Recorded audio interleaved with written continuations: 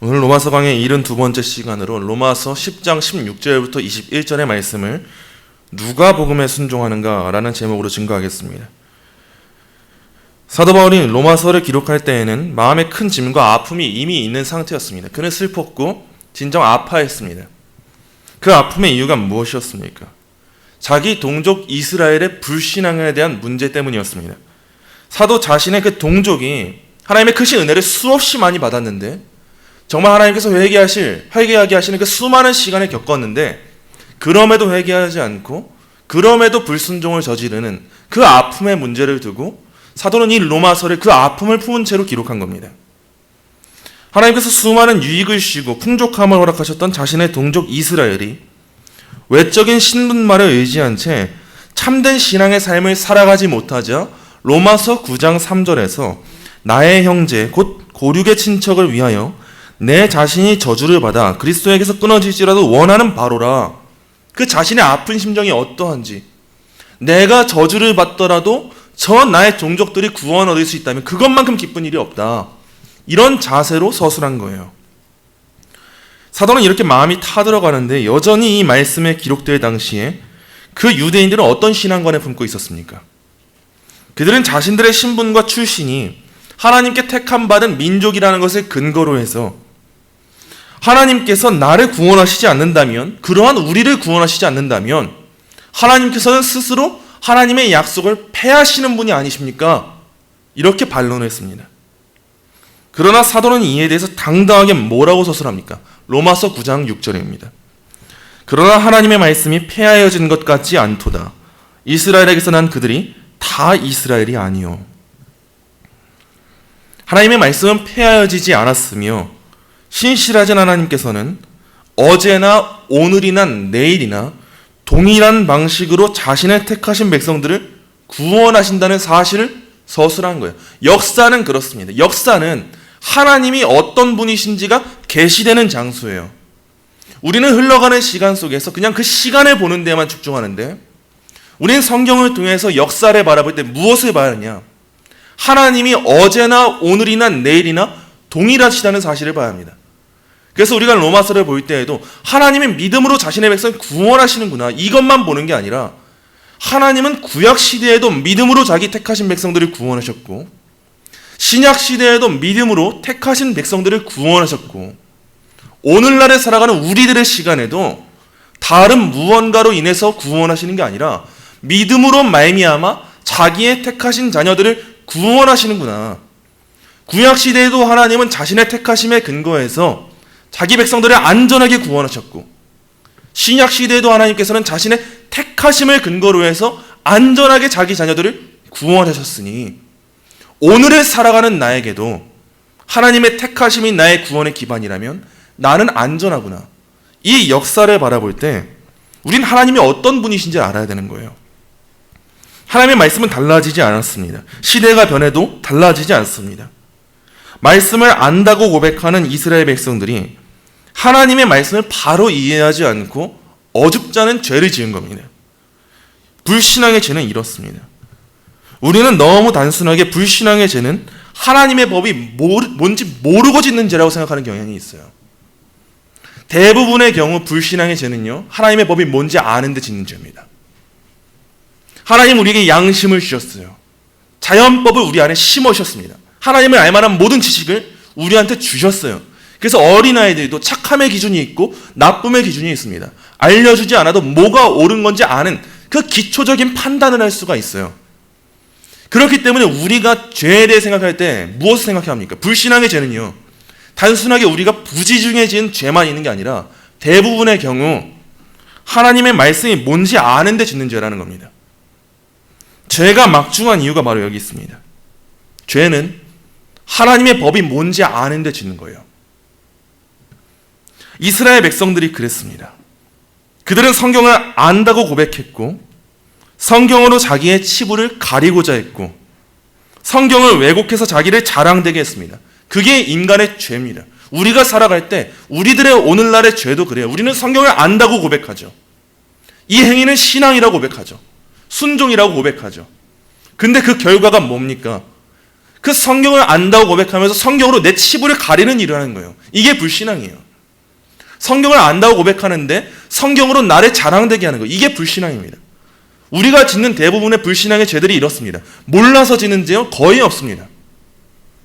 과연 그 도피성을 만들었던 그때처럼 우리가 오늘날 얼마나 도끼질을 하다가 나무를 패다가 도끼날이 날아가서 사람을 죽이는 경우, 이게 우리의 신앙의 삶 가운데 얼마나 자주 있습니까? 대부분의 경우는 그런 경우가 없어요. 근데 우리가 짓는 죄가 뭡니까? 하나님의 법이 증언하고 있는데, 내 양심에서 외치고 있는데, 기록된 말씀이 있는데 알면서도 합리화시키면서 나는 순종을 했다, 이렇게 말하는 게 불신앙의 죄인 겁니다. 이처럼 죄라고 하는 건요, 하나님 말씀에 대한 왜곡입니다. 말씀을 말씀 그대로 받아들이지 않고 내 멋대로 해석하고 받아들이고 싶은 것만 받아들이고 나에게 맞추어서 그것을 나의 유익이 되게 하는 것, 이게 불신앙의 죄입니다. 사도는 지난 본문에서 어떤 문제를 다루었습니까? 하나님께서 한 사람의 죄인을 구원하실 때 통상적으로 어떻게 역사하시는가? 하나님은 이렇게 역사하시는구나, 이걸 다뤘죠. 하나님은 자기 사람을 보내시고 그 보내신 사람을 통해 말씀이 전해지게 하시고, 전해진 말씀으로 사람들이 말씀을 듣게 하시고, 들어서 믿음이 나게 하시고, 믿음이 있어서 예수님을 주님으로 고백하게 하시죠. 이걸 우리가 구원이라는 걸 다루었어요. 이 말씀의 핵심이 뭡니까? 하나님께서는 믿음으로 말미암아 자기 자녀들을 구원하신다는 거고, 그런 하나님의 절대 주권은 인간의 책임을 통해서 이루어진다는 거예요. 이 말씀 안에 어떤 교리적 내용이 담겨져 있습니까? 단순히 복음을 전해 듣는 모든 사람이 구원에 이른다는 겁니까? 귀에 들리기만 하면 다 믿음을 가지고 다 구원받는다는 거예요? 그렇지 않습니다. 이 말씀을 듣고도 말씀을 바르게 이해하지 못하고 반박하는 사람들은 여전히 존재해요. 구약 성경에도 이미 많은 사람들이 복음을 전해 들었습니다. 우리는 신약 성경을 복음이라 규정하고 구약 성경을 율법이라고 규정하는 데만 익숙하지만 구약도 복음입니다. 구약 시대에도 동일하게 믿음으로 말미암는 구원을 얻었어요. 앞으로 장차 오실 예수님에 대한 믿음을 가지고 구원을 얻었죠. 근데 우리는 구약에 대해서 수없이 많이 왜곡합니다.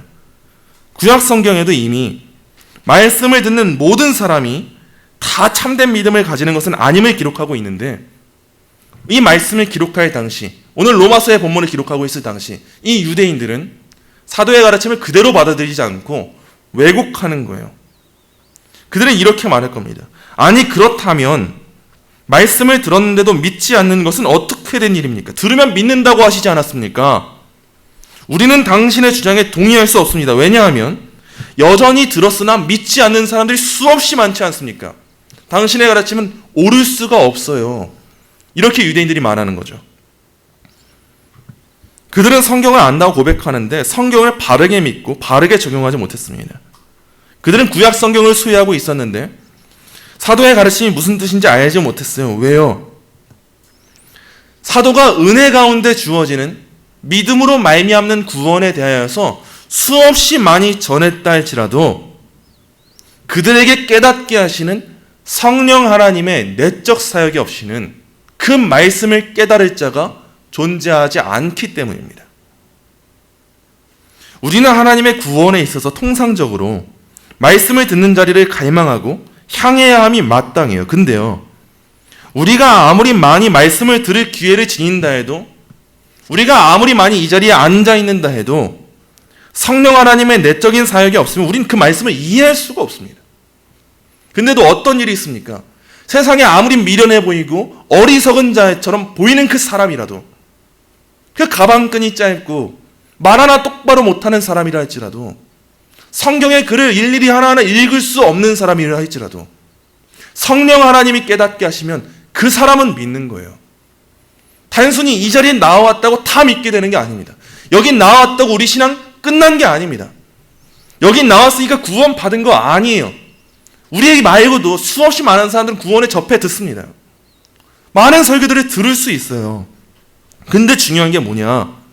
성령 하나님이 우리에게 깨닫게 하시지 않으면 우린 그 구원이 뭔지를 알 길이 없다는 겁니다. 그래서 우리가 믿는 이 신앙은 언제나 삼위일체론적이어야 돼요. 우리가 어떻게 하나님을 알게 되고 어떻게 그분을 믿게 됩니까? 먼저는 성부 하나님의 계획하심이 있어야 되죠. 성부 하나님의 뜻하심이 있어야 되죠. 영원전 작정이 있어야 되죠. 근데 그 성부 하나님께서 어떻게 일하십니까? 자신의 뜻을 누굴 통해 계시하세요? 성자 하나님을 통해서 자신의 뜻을 계시하십니다. 우리 예수님이 말씀이세요. 말씀이신 주님께서 이 땅에 육신을 입고 오셨어요. 그게 하나님의 계시예요. 하나님의 뜻이 무엇인지를 알게 하시는 거예요. 그러나 이것은 우리의 외적으로 예수님이 누구신지 하나님이 누구신지를 알게 하는 수단이 될 수 있을지는 몰라도 우리의 심령에 심어지는 말씀 그 자체가 될 수는 없습니다. 우리의 구원에 대해서 하나님에 대해서 인식하기 충분하지가 않아요. 유대인들도 말씀을 소유했습니다. 우리보다 더 말씀을 가까이 했어요. 그런데 그 대부분의 유대인들이 참된 믿음을 지니지 못했던 이유가 뭡니까? 그 율법주의자들이 말씀을 소유했는데도 믿지 못한 이유가 뭐예요? 그 외적으로 깨닫게 된, 계시된 기록된 말씀은 내적으로 깨닫게 하시는 성령 하나님의 사역이 없이는 바르게 믿고 고백할 수 없기 때문입니다. 오늘날에도 수없이 많은 사람들이 성경의 가르침을 왜곡하면서 자기 치부를 가리고 자기 자랑의 근거로 삼습니다. 과연 그것이 진정 말씀 아는 자들의 삶이 맞습니까? 그렇지 않아요. 어디서 주워들은 말씀 하나 가지고 이 교회는 이렇다, 저 교회는 저렇다, 저게 성경적이냐, 이게 성경적이냐, 이렇게 사는 게 맞는 거냐, 저 말씀이 맞는 거냐. 말은 잘해요, 다들. 오늘날엔 말 잘하는 사람이 너무 많습니다. 다 말은 너무 잘합니다. 근데 그렇게 말하는 사람들에게 참된 순종이 없는 경우는 또 얼마나 많습니까? 다 말뿐인 신앙이에요. 다 성경을 안다고 말하고 다 신앙을 안다 그러고 다 하나님이 누구신지 안다 그러는데 왜 한국 교회가 쇠퇴하고 있습니까? 아는 사람은 수없이 많다고 하는데 왜 다 말뿐이고 교회 섬기는 사람이 없습니다. 순종하는 사람이 없어요. 지난 말씀을 근거로 해서는 저는 예배 자리에 앉아있지 않았습니까? 저는 설교를 많이 들었어요. 믿음은 들음에서 난다고 하지 않았습니까? 저는 들었단 말입니다. 근데 제가 구원받지 못할 수 있겠습니까? 저는 하나님의 말씀을 매일 듣고 있습니다 라고 되물으면서 마치 예배당에 나온 자신의 행위를 공로로 삼고 자신의 구원을 점검하고 있다면 그 사람 역시 오늘날을 살아가는 또 다른 율법주의자입니다. 그러나 우리가 지녀야 될 자세는 이와 같은 반박과 반론을 일삼는 자세가 아니에요. 말씀을 말씀 그대로 받아들일 줄 알고 말씀을 말씀답게 깨달아서 하나님의 말씀이 폐하여지지 아니하였다는 것이 무엇인지 알아야 합니다. 하나님이 자기 주권 가운데 행하시는 분이심을 알아야 하고 하나님이 자기 주권 가운데 행하실 때 인간의 책임을 사용하셔서 행하신다는 이 사실, 하나님의 은혜가 있다면 인간의 순종이 있다는 이 사실을 바로 알면서 우리 신앙을 굳게 세워야 되는 거예요. 사도는 오늘의 본문에서 바로 이 문제를 다루고 있습니다. 들음에서 믿음이 난다고 할 때 누군가는 저는 들었으니 믿음이 있는 사람입니다라고 할 거예요. 또 누군가는 저는 들었는데 왜 믿음이 없습니까? 그 가르침은 옳지 않습니다. 이렇게 핑계할 거예요. 이 모든 일을 예상한 채 오늘의 본문에서 사도는 이렇게 말하는 겁니다. 오늘의 본문 16절 17절입니다. 우리 함께 읽겠습니다. 그러나 그들이 다 복음을 순종하지 아니하였도다. 이사야가 이르되 주여 우리가 전한 것을 누가 믿었나이까 하였으니 그러므로 믿음은 들음에서 나며 들음은 그리스도의 말씀으로 말미암았느니라. 아멘. 그러나 그들이 다 복음을 순종하지 아니하였도다. 사도는 이 사실을 명확하게 밝힙니다. 앞에서는 들어야 믿음을 가지고 믿음으로 예수님을 주님으로 고백해야 구원받는다 서술했는데 이제는 유대인들의 반박을 예상하고 들었음에도 불구하고 복음에 불순종하는 이들이 현저히 많다는 사실을 서술해요. 즉 무조건 듣는다고 믿음을 가지는 것은 아니라는 거예요. 이 사실은요 놀랄만한 사실이 아니에요. 왜요? 이미 구약 성경에 기록되어 있기 때문입니다. 유대인들은 아니 무슨 소리 하는 겁니까? 라고 말할지 모릅니다. 그 아니 무슨 소리 하시는 겁니까? 라고 말하는 자들이 누굽니까? 구약 성경만에 한평생 붙들고 사는 사람들이에요. 성경을 한평생 붙들고 살아간다고 하면서도 우리가 그 죄를 저지를 수가 있다는 겁니다. 이건 놀랄 상황이 아니에요. 들었어도 믿지 않는 사람들이 있구나. 이 사실은 이미 성경에 기록되어 있기 때문에 우리는 놀랄 수가 없습니다. 사도는 늘 그랬듯이 구약 성경을 인용하면서 이렇게 말하죠. 이사야가 이르되 주여 우리가 전한 것을 누가 믿었나이까 하였으니, 이사야서에 이렇게 기록되어 있습니다.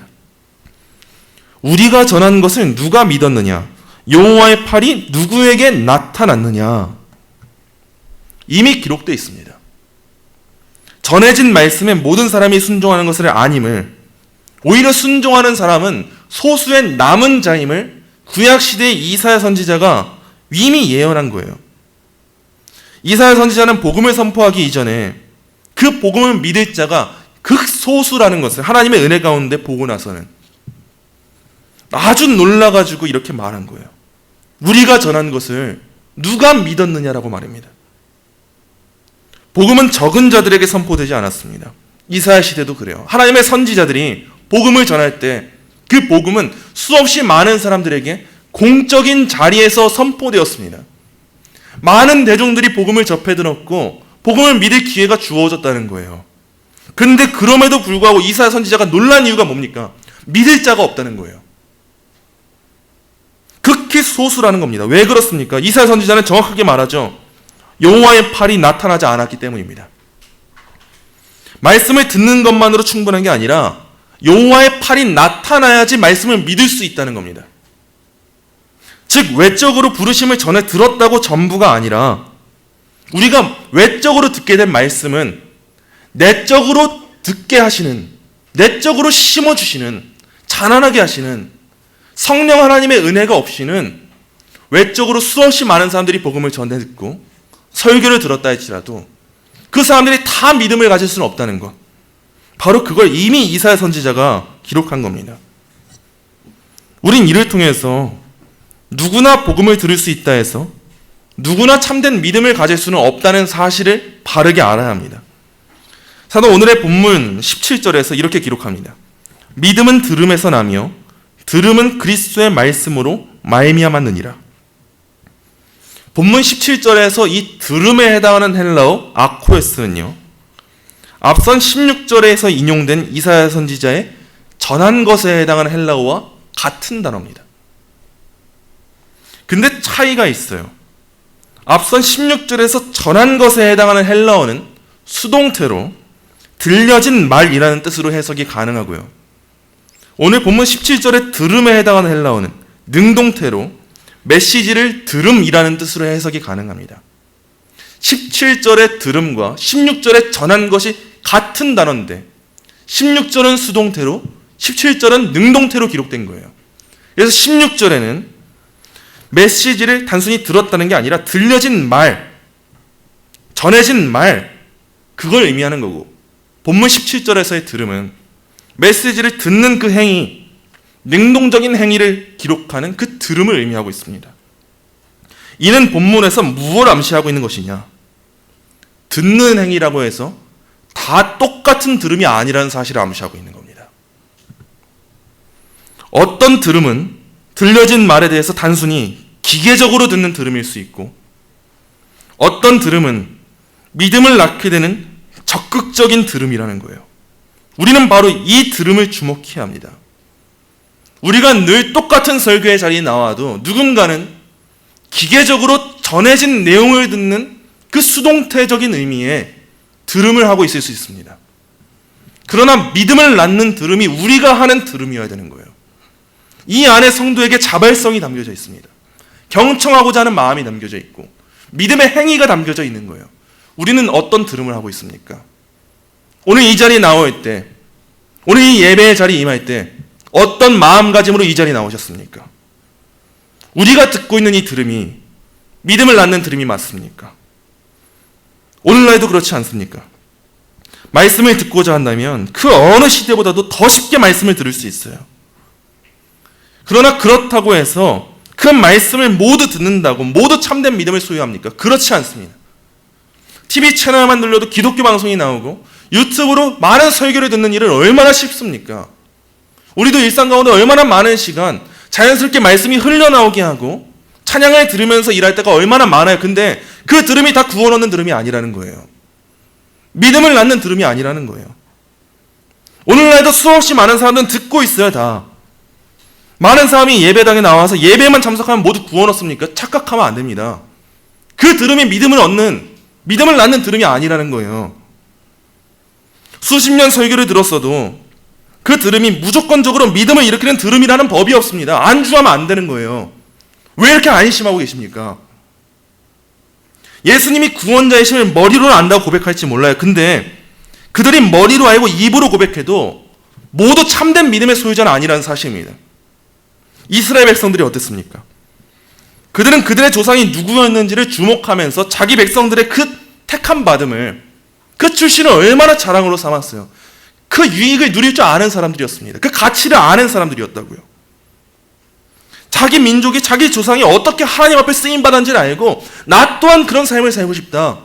수없이 갈망했던 사람들이 이스라엘 백성들입니다. 그러니까 나는 아브라함의 후손이다. 누구의 후손이다. 자랑한 거죠. 무엇을 통해 알았습니까? 우리와 다름없어요. 성경을 통해 알았어요. 어쩌면 우리보다도 더 많은 자세가, 그들은 더욱더 깊은 마음으로 성경을 사랑했을 겁니다. 그런데 그들의 성경 지식은 우리와 비교할 수 없을 정도로 탁월했음에도 불구하고 그들의 지식이 참된 순종을 낳았습니까? 하나님 보시기에 그건 순종이 아니었다는 거예요. 우리도 그럴 수 있습니다. 성경을 통해서 안다고 말하고 고백할 수 있어요. 예배 자리 나올 수 있어요. 저 이렇게 많은 일을 했습니다 말할 수 있어요. 근데 그렇게 해서 우리가 그 행위를 한다 해서 하나님이 무조건 우리 행위를 좋게 보시냐? 그게 아니라는 겁니다.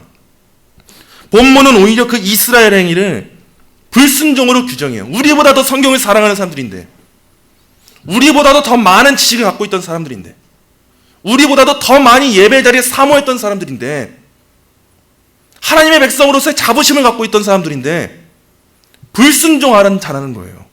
본문 27절에 보세요. 그들은 순종하지 아니하고 거슬러 말하는 백성이라고 평가되고 있습니다. 그들이 갖고 있었던 그 성경 지식이 어디에 쓰였습니까?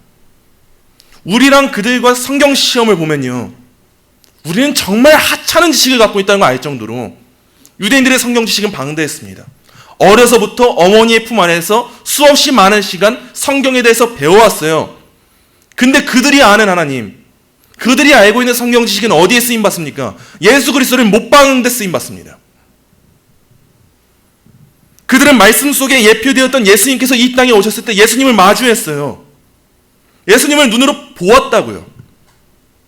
그들이 예수님을 갈망했는데 예수님을 보자마자 예수님을 핍박하고 조롱하면서 자신들의 지식을 예수님을 못 박는 데 쓰임받았다는 겁니다. 그렇게 살았다는 거예요. 잘 생각해 보십시오. 그들은 분명 부족함 없이 들었습니다. 우리보다 더 많이 들었다고요. 본문 18절을 보면 내가 말하노니 그들이 듣지 아니하였느냐? 그렇지 아니하니 그 소리가 온 땅에 퍼졌고 그 말씀이 땅끝까지 이르렀도다. 그들은 복음을 접해 들었어요. 복음은 이미 온 세상에 급속도로 퍼져지고 있었습니다. 근데 왜 그들에게 참된 믿음이 없었습니까? 믿음은 들음에서 나는 건데, 그렇다면 이스라엘은 복음을 들었는데 왜 참된 믿음이 없었습니까? 이에 대해서 어떤 사람들은 하나님을 탓하고자 할지 모릅니다. 두 가지 들음이 있다고 하지 않았습니까? 이스라엘이 믿음을 일으키는 들음을 행하지 못한 것은 하나님 때문 아닙니까? 그렇다면 이스라엘이 구원받지 못함은 억울한 일이 아닙니까? 라고 어떤 사람들은 반박할 거예요. 그러나 사도는 철저합니다. 그들은 핑계할 수 없습니다. 구원은 하나님께서 주시는 은혜임이 분명한데 들었음에도 불구하고 스스로의 의지로 믿지 않은 사람은 누굽니까? 그들 자신이에요. 예수 그리스도를 보았는데, 예수 그리스도의 말씀을 들었는데, 회개하라는 말씀을 들었는데 회개하지 않고 예수 그리스도의 십자가에 못 박은 사람들 누굽니까? 그들 자신입니다. 그들은 스스로 믿지 않았어요. 우리가 주목할 건 이겁니다. 그들은 스스로 듣지 않았다는 거예요.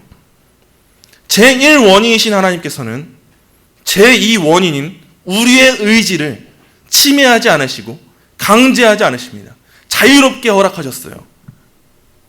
그러므로 우리는 우리의 신앙을 너무 어렵게 생각하면 안 됩니다. 거기서 모든 핑계가 나와요. 우리가 성경을 읽으면서 주목해야 할 것은 구원이 하나님의 은혜라는 것, 이거 당연한 겁니다. 여기에만 머물러 있지 마세요. 하나님 은혜인 것 당연한 겁니다. 전제예요. 기본이에요. 근데 우리가 주목해야 할 건 뭡니까? 그래서 오늘 살아가는 우리가 순종하고 있냐는 겁니다. 책임을 다하고 있냐는 거예요. 내 의지로 하나님께 나아가고 있냐는 겁니다. 그리스도께로 한 걸음 내딛고 있냐는 겁니다. 하나님께서는 종의 손을 벌리셨음에도 불구하고, 또한 자기를 찾으라고 하셨음에도 불구하고 이스라엘이 하나님을 찾지 않았다면 그들의 타락의 그 죄는 그들에게 있습니다. 그들의 들음은 그저 수없이 많은 들음이었어도 기계적 들음에 불과한 겁니다.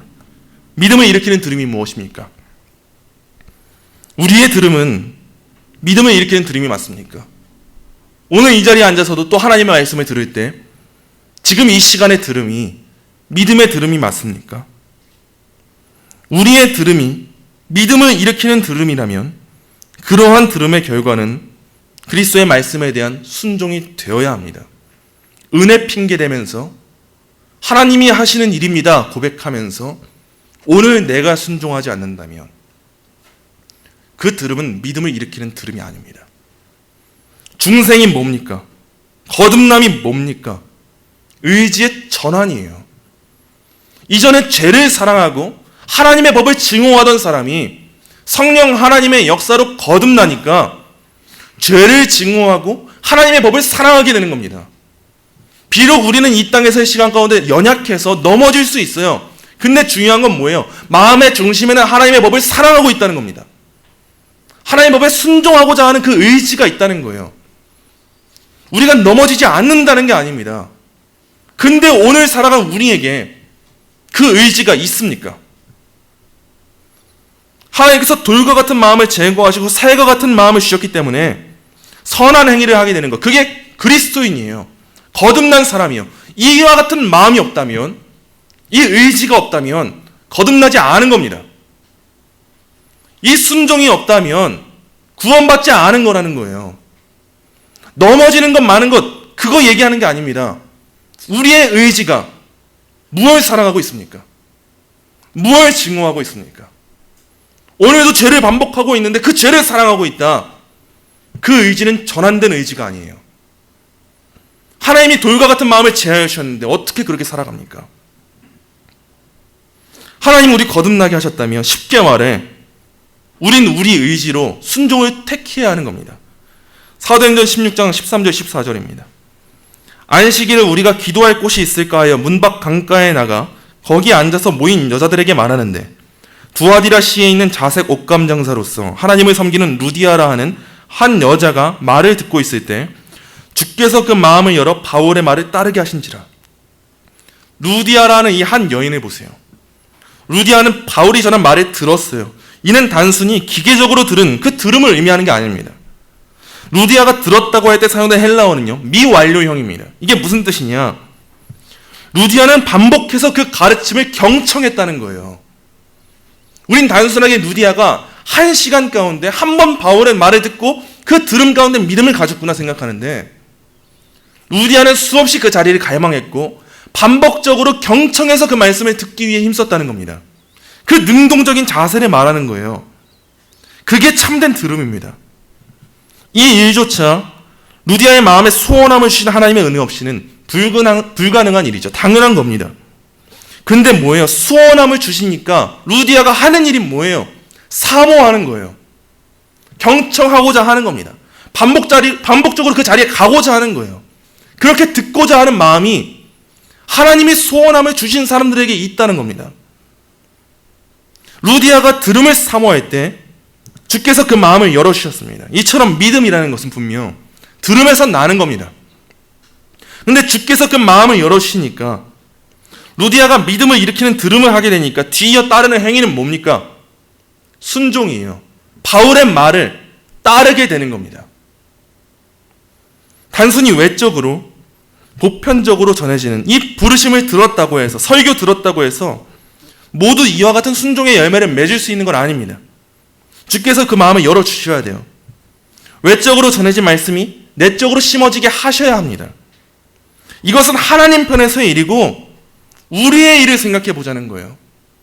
이제 거기서 머물고 나태하고 방종하는 삶을 살지 말고 하나님이 아직 저한테 안 하셨는데 어떻게 하지 말고 우리 인간 편에서의 일을 생각해 봅시다.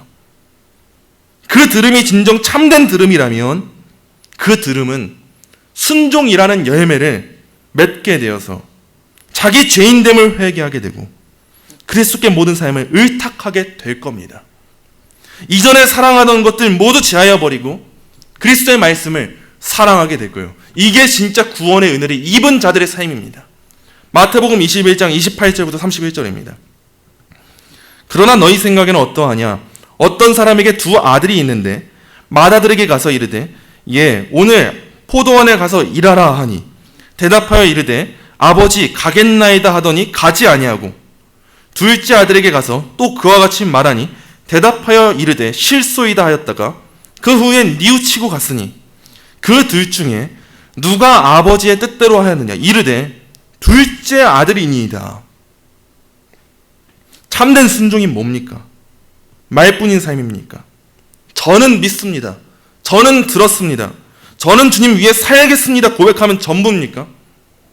아버지 가겠나이다 하더니 가지 않으면 그건 순종이 아니라고 기록되어 있습니다. 비록 아버지의 말씀이 실소이다 하고 답했던 그 불순종의 과거가 있다 할지라도 그 후에 뉘우치고 아버지의 말씀에 순종해서 가는 것, 그게 참된 순종이라는 거예요. 제가 지금 행위 구원을 말하고 있습니까? 그렇지 않아요. 뭘 말하고 있는 겁니까? 하나님의 은혜는 우리 행위를 낳는다는 사실을 말해주고 있는 겁니다. 사도 바울도 야고보도 동일한 복음을 말하고 동일한 구원을 말하고 있습니다. 우린 이신칭의가 담겨있는 로마서의 말씀을 보면은 사도 바울의 가르침이 행함 없는 그 믿음은 가짜다, 죽은 믿음이다라고 말하는 야고보의 믿음과 다른 거라고 생각하는 경향이 있어요. 근데 그렇지 않습니다. 그렇게 생각하지 마세요. 사도는 믿음을 말하는데 야고보는 행함을 말한다, 이렇게 생각하지 마세요. 믿음은 행하는 겁니다. 우리가 정말 잘 들었다면, 우리의 들음이 기계적인 들음이 아니라 믿음을 일으키는 들음이었다면 우리의 신앙은 그 믿음으로 향한다는 거예요. 많은 사람들이 개혁주의를 오해합니다. 이신칭의를 오해해요. 은혜의 구원을 오해해요. 우리가 순종할 수 있는 이유는 하나님이 은혜를 베푸셨기 때문입니다. 반대로 하나님께서 은혜를 베푸셨다면 우리가 진정 참된 은혜를 입은 참된 하나님의 자녀라면 우리는 순종해야 하는 겁니다. 외적으로 들려진 말씀을 내적으로 적용하시는 성령 하나님의 은혜를 우리가 입었다면, 우리가 진짜 성도라면 우리는 하나님 편에서의 일을 생각하면서 불순종하는 그 죄를 짓지 않을 겁니다. 그런 점에 있어서 하나님의 은혜는 불가항력적이라고 불리는 겁니다. 우리는 그 은혜를 우리 힘으로 완전히 거스를 수 없기 때문입니다. 말씀을 맺습니다. 사랑하는 성도 여러분, 여러분의 신앙에 있어서 솔직해지십시오. 여러분의 솔직함이 여러분의 영혼을 살리는 일에 도움이 될 수 있다면 그 솔직함은 그 어떤 것을 비교한다 해도 부끄러울 수 없는 솔직함이 될 겁니다. 여러분 자신의 신앙을 점검해 보세요. 단순하게 눈에 보이는 어떤 순종이 있다면 여러분에게 참된 믿음이 있다고 말하는 게 아닙니다. 유대인들은 자기를 순종하는 자들로 여겼으나 하나님은 그들을 순종하지 않는 자로 여기셨습니다. 여러분이 순종을 한다 해도 그 순종이 그리스도의 말씀을 믿는 참된 믿음에 근거한 순종인지 점검해야 합니다. 그 순종을 하고자 하는 믿음이 주의 말씀을 들었기 때문에, 주께서 우리 마음을 열어주셨기 때문에 갖게 된 기쁜 마음인지 참된 믿음이 맞는지 점검해 보셔야 합니다. 단순한 생각에서 벗어나세요. 안주하는 생각에서 벗어나세요. 나는 오랜 세월 설교를 들었어. 기도하는 부모님 품에서 자라났어. 나는 하나님이 어떤 분이신지 알아. 예수님이 어떤 분이신지 알아. 나는 성경도 이렇게 많이 읽어봤어. 찬양도 많이 해봤어. 이 책도 읽어봤고 저 책도 읽어봤어. 나는 일할 때도 찬양을 들으면서 일해. 직장 동료들이 나를 보면서 진짜 대단한 믿음의 사람이다라고 말해. 나는 이 교회에서 이 헌신 저 헌신 다 하고 있잖아. 그러니까 나는 구원받은 하나님의 자녀임이 분명해. 나는 오늘도 설교를 듣는 이 자리에 나왔어. 이렇게 생각하는 어리석음에서 벗어나십시오. 그게 바로 이스라엘의 불순종이었습니다.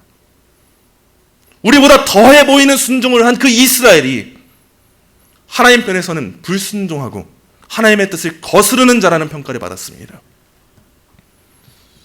우리가 듣게 된 그 믿음이, 그 들음이 진짜 믿음을 일으키는 들음이라면 우린 참된 믿음으로 순종의 열매를 맺을 겁니다. 의지적으로 순종할 겁니다. 성령 안에서의 순종의 열매를 맺을 겁니다. 행함이 없으면 그 믿음은 참된 믿음이 아닙니다.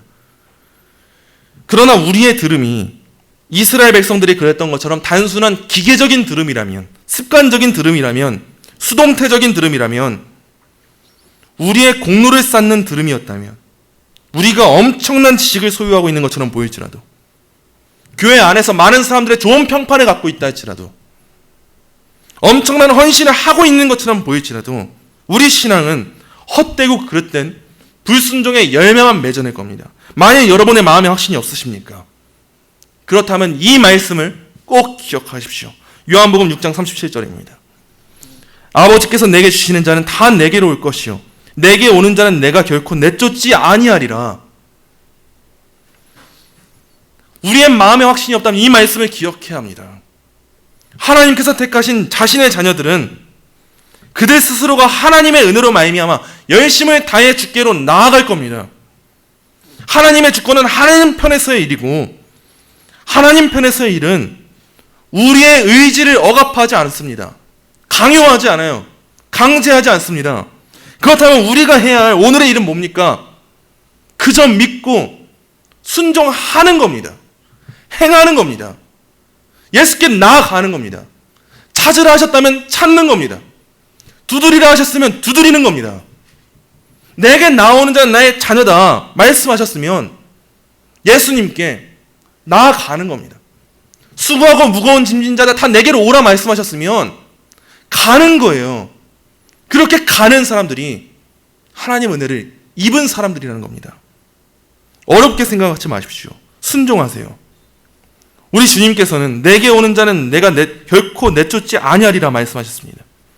또한 앞선 로마서 10장 13절에서는 누구든지 주의 이름을 부르는 자는 구원을 받으리라 라고 기록되어 있습니다. 이 말씀을 능동적으로 경청하세요. 들으세요.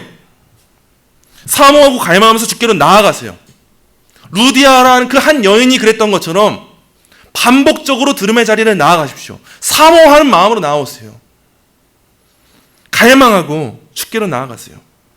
주님의 이름 부르세요. 주님 말고 우리를 구원할 분이 없음을 알고 열심을 다해서 부르십시오. 오늘도 기도할 때 열심을 다해서 부르세요. 예수 그리스도 없이 나에게 구원이 없습니다. 내게 믿음을 주세요. 그 믿음을 일으키는 들음이 될 수 있도록 나의 삶을 인도해 주세요. 성령 하나님 내 안에 말씀이 깨달아지게 해주세요. 심어주세요. 이렇게 기도하는 겁니다. 구하라 하신 거예요. 그래도 확신이 없습니까? 본문 17절에 기록된 바와 같이 믿음은 들음에서 납니다. 그 들음은 그리스도의 말씀으로 말미암습니다. 의도적으로 다시 한 번 더 그리스도의 말씀을 들으셔야 합니다.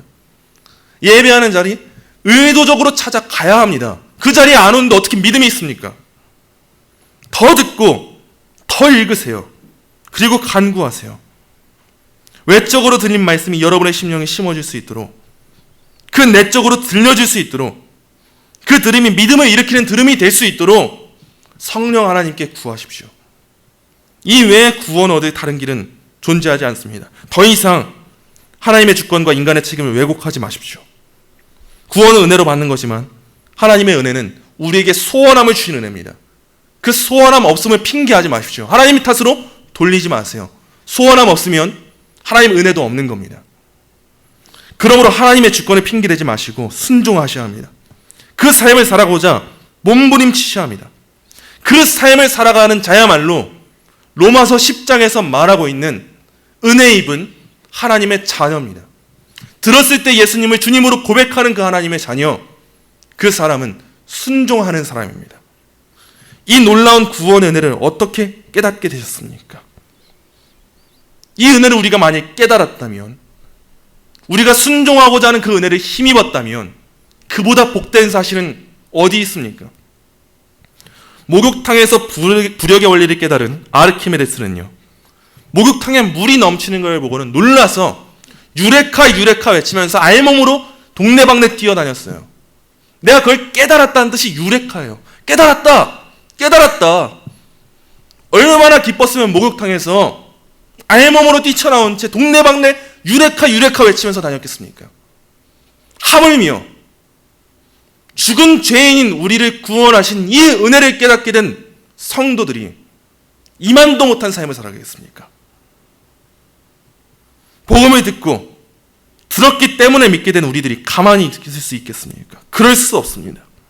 이제 우리는 기꺼이 기쁜 마음으로 순종하면서 이 기쁜 소식을 나는 깨달았다 깨달았다 외치면서 다니지 않을 수가 없는 거예요.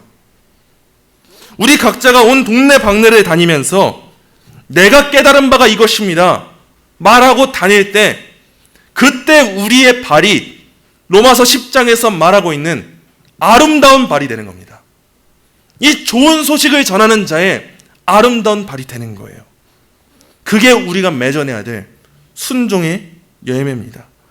이것이 하나님의 절대 주권 가운데서의 성도의 마땅한 책임임을 잊지 마시고 우리들의 날마다의 들음이 단순히 기계적인 들음이 되지 않고 믿음을 일으키는 들음이 되어 마땅히 의지적으로 순종하고 순종의 열매를 맺어내고자 노력하는 저와 여러분이 되시기를 간절히 소망합니다. 시간 말씀 묵상하며 함께 기도하겠습니다. 기계적인 들음에 익숙해지지 마십시오. 늘 우리 영혼을 살피고 점검하셔야 합니다. 깨어 있어야 합니다. 이 시간 기도할 때에 우리들의 신앙을 구체적으로 살피기 원합니다. 과연 우리는 주께서 우리 마음을 열어주셨다고 고백하지만 루디아와 같이 열심을 다해 듣고자 노력했습니까? 그러한 들음에서 믿음이 나는 건데 우리는 어떤 자세로 듣고자 했습니까? 하나님의 은혜로 핑계하며 늘 수동적인 자세로 안주하지 않았습니까? 하나님의 은혜는 열심을 다해 순종하게 하시는 은혜입니다. 그 열심을 다하지 못했던 우리들의 신앙에 연약함이 있었다면 이 시간 회개하고 결단하며 기도하기 원합니다. 함께 기도합니다.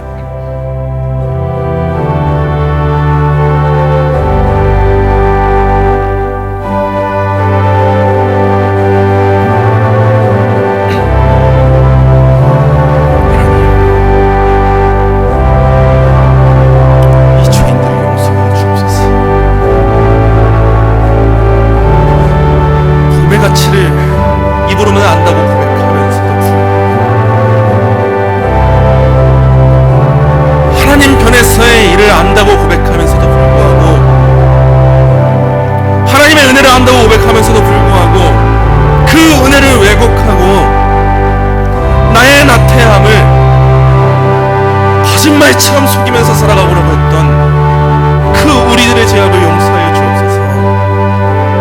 우리가 이렇게 연약하고 나약합니다. 주님, 이 시간 우리가 하나님 앞에 진실된 마음으로 아뢰올 때 그동안의 우리의 삶 가운데 하나님의 은혜를 핑계로 하며 순종하지 아니하였던 그 불순종을 회개할 수 있도록 우리의 심령을 깨부숴 주시옵소서. 우리의 마음 가운데 갈망하게 있게 하여 주옵소서. 우리가 세상의 것을 사랑하는 그 마음보다도 하나님의 것을 사랑하는 그 마음을 더 깊이 가질 수 있도록 더 갈망하게 하시고, 우리가 이 땅 가운데 성도로 살아가며 더욱 순종의 열매를 맺어내지 못함이 우리에게 아쉬움이 되게 하시고, 될 수 있다면 더 하나님의 말씀에 순종하며 더 하나님의 영광을 위해 일하고자 하는 그 마음을 우리에게 허락하여 주옵소서. 우리에게는 기계적 들음에 익숙했던 그 수없이 많은 연약함들이 내포하고 있습니다. 저희 그러한 우리의 모습들이 이 시간을 회개하오니 이제 우리가 기계적으로 듣는 그 자세로 신앙생활하는 것이 아니라 루디아가 그랬던 것처럼 말씀 듣는 자리를 사모하고 경청하고 하나님께서 우리의 마음을 열어주시기를, 성령 하나님께서 우리의 마음 가운데 깨달음을 주시기를, 그 갈망하는 마음으로 말씀을 들을 수 있도록 지금 인도하여 주옵소서. 이제 우리가 말씀을 들었다면, 우리가 들은 이 들음이 믿음을 일으키는 들음이라면 마땅히 그 말씀을 따라 살아가는 순종의 삶을 살아가길 소망하오니, 이제는 우리가 우리의 의지를 다하여서, 마음을 다하여서, 뜻을 다하여서, 힘을 다하여서 주 하나님을 사랑하고 우리에게 맡겨주신 이웃들을 사랑하며 이 교회 세우는 일에, 하나님께 헌신하는 일에, 하나님의 영광을 위하는 일에 온 열심을 다 쏟아부을 수 있도록 지금 인도하여 주옵소서. 우리의 마음 가운데 순종하고자 하는 마음이 있길 소망하오니 더욱 순종하게 하시고 더욱 갈망할 수 있도록 지금 은혜를 더하여 주옵소서. 하나님 감사합니다. 오늘도 크신 은혜 가운데 하나님의 말씀을 듣게 하심에 감사를 드립니다. 그러나 주님, 이 시간 우리가 하나님 앞에 기도할 때에 우리의 들음을 점검할 수 있도록 인도해 주옵소서. 오랜 신앙의 기간이 있었다고, 그 세월이 있었다고, 수없이 많았던 헌신의 결과물이 있다고, 그 결과물들을 내세우며 오늘 순종의 열매를 맺어내지 않고 살아가는 것이 우리였다면 이 시간 우리의 마음 가운데 철저하게 회개할 수 있는 그 은혜를 허락하여 주옵소서. 우리가 하나님의 은혜를 핑계로 하며 나의 나태함의 삶을 살아가고 게으름의 삶을 살아가고 불신앙의 삶을 살아갔다면 이 시간 주님 앞에 회개하길 원하오니 우리의 상한 심령을 받아주시고 우리의 마음 가운데 회개가 있게 하시고 결단이 있을 수 있도록 인도해 주옵소서. 루디아가 그랬던 것처럼 말씀 듣는 자리를 사모하는 큰 믿음을 일으키는 들음을 우리가 행하길 소망하오니 예배하는 자리를 사모하게 하시고 주의 말씀 듣는 자리를 사모하게 하시고 말씀 읽는 그 시간을 사모할 수 있도록 지금 우리에게 그 갈망하는 마음을 소원하는 마음을 허락하여 주옵소서. 우리가 진정 구원 얻은 하나님의 자녀라면 그 하나님의 은혜에 합당한 순종의 삶을 살아가길 소망하오니 이제는 하나님의 은혜 핑계대지 아니하고 마땅히 순종의 열매를 맺어낼 수 있는 그 성숙한 그리스도인이 우린 모두가 될 수 있도록 주님 은혜를 허락하여 주옵소서. 감사하며 예수님의 이름으로 기도합니다.